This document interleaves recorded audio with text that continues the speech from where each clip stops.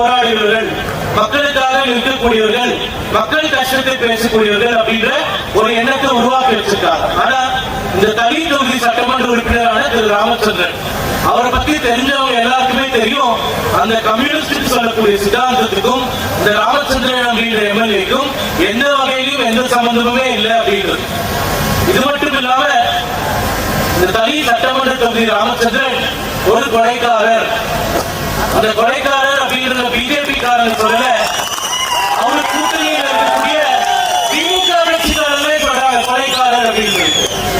என்ன கொலை பண்ணாரு என்ன அப்படின்னு நம்ம பின்னாடி போய் பார்த்தோம்னா அதுக்கு பதில் தெரியுது. அதாவது கம்யூனிஸ்ட் கட்சியோட இப்போ கூட்டணியில் இருக்கக்கூடிய திமுக, இந்த திமுக கட்சியோட உறுதியா இருக்கக்கூடிய திராவிட விடுதலை கழகம் 2012ஆம் ஆண்டு இந்த திமுக கூட்டணியில் இருக்கக்கூடிய ஒரு கட்சி ஒரு அறிக்கை வெளியிடுறாங்க.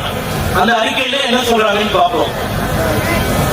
2012ஆம் ஆண்டு ஜூலை 5ஆம் தேதி பெரியார் திராவிட கழகமாக செயல்பட்ட போது அப்போதைய கிருஷ்ணகிரி மாவட்ட அமைப்பாளர் தோழர் பழனி எனும் பழனிசாமி சரி ராமச்சந்திரனின் மக்கள் விரோத செயல்பாடுகளை எதிர்த்து போராடியதால் துப்பாக்கியால் சுட்டும் தலையை துண்டித்தும் கொலை செய்யப்பட்டார். இந்த வழக்கில் குற்றம் சாட்டப்பட்ட திரு ராமச்சந்திரன் குண்டர் சட்டத்தில் கைது செய்யப்பட்டார். அது மட்டும் இல்லாமல் 100 கோடி கிரானைட் கொலை வழக்கும் நீதிமன்றத்தில் விசாரணையில் இருக்கின்றது. அது மட்டுமல்ல, 1996ஆம் ஆண்டு நாகமங்கலத்தை சேர்ந்த NC ராமன் கொலை செய்யப்பட்டார். இதில் சரி ராமச்சந்திரன் குற்றம் சாட்டப்பட்டார்.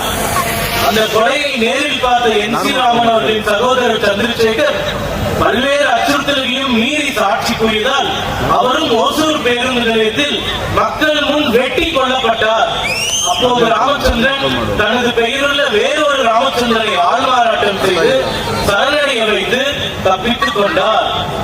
இப்படி ஒரு வரலாறு வச்சிருக்கக்கூடிய ஒரு ராமச்சந்திரன் எம்எல்ஏ பல கொலைகளை செய்த கொலைகாரன், பல திருட்டு செயல்களை செய்த திருடன், பல மக்களை அச்சுறுத்திக் கொண்டிருக்கும் ஒரு மிரட்டல்காரன் இந்த தொகுதியில் ஒரு எம்எல்ஏ இருக்காங்க. அது இந்த தொகுதிக்கு மட்டுமல்ல, நம்ம தமிழர்களுக்கு மட்டுமல்ல, இந்த தமிழ்நாட்டுக்கே இருக்கக்கூடிய அவமான சின்னம் என்பதுல எந்த மாற்று கருத்தும் இல்லை. நம்ம பிஜேபிக்கு 234 தொகுதியில திமுக எதிரியாக இருந்தா கூட இந்த தனி சட்டமன்றத்தில் நம்மளுக்கு ஒரே ஒரு எதிரி தான், அது கம்யூனிஸ்ட் தான், அது ராமச்சந்திரன்.